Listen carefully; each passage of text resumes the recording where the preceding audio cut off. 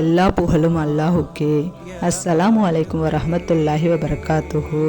ஜும்மா தினம் செய்ய வேண்டிய அமல்களை தொகுத்து தருகின்றேன்.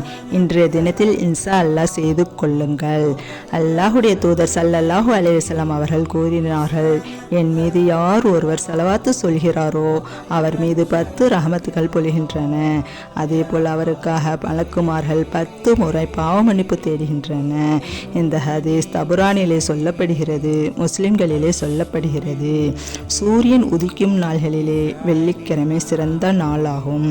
அன்று ஆதம் அலைஹிஸ்ஸலாம் அவர்கள் படைக்கப்பட்டார்கள். அன்றுதான் ஆதம் அலைஹிஸ்ஸலாம் அவர்கள் சொர்க்கத்தில் அனுப்பப்பட்டார்கள். அன்றுதான் அங்கிருந்து வெளிவந்தார்கள். அன்றுதான் யுக முடிவு நாளும் என்று நபிகள் நாயகம் ஸல்லல்லாஹு அலைஹி வஸல்லம் அவர்கள் கூறினார்கள். புகாரிலே 895வது ஹதீஸாக வெளியிடப்பட்டுள்ளது. ஜும்மா நாளில் குளிப்பது பருவமடைந்த ஒவ்வொரு மீதும் கடமையாகும்.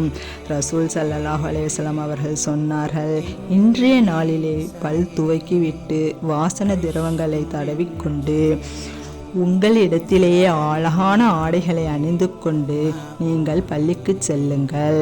அல்லாஹுடைய தூதர் ஸல்லல்லாஹு அலைஹி வஸல்லம் சொன்ன இந்த ஹதீஸ் 880 பதிவு செய்யப்பட்டுள்ளது. அடுத்து அகமதிலே பதிவு செய்யப்பட்டிருக்கிறது.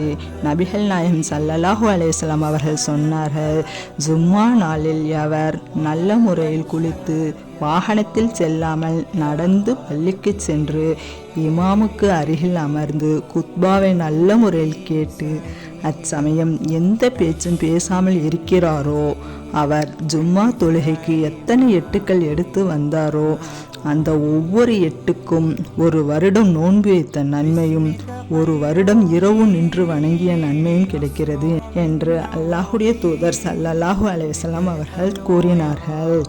இன்றைய நாளில் முதலில் பள்ளிக்கு வருபவருக்கு ஒட்டகம் குர்பானை கொடுத்த நன்மையும், 2வது வருபவருக்கு மாடு குர்பானியை கொடுத்த நன்மையும், 3வது வருபவருக்கு ஆடு குர்பானியை கொடுத்த நன்மையும், பிறகு வருபவருக்கு அப்படியே நன்மைகள் படிப்படியாக குறைந்து கொண்டே போகும். இன்ஷா அல்லாஹ் நாம் அனைவரும் ஒட்டகம் குர்பானியை கொடுத்த நன்மையை அடைவோம். இன்ஷா அல்லாஹ் வரும் ஜும்மா நாளில் இதை பின்பற்றி நன்மையை பெறுவோம். அஸ்ஸலாமு அலைக்கும் வரஹ்மத்துல்லாஹி வபரகாத்துஹு.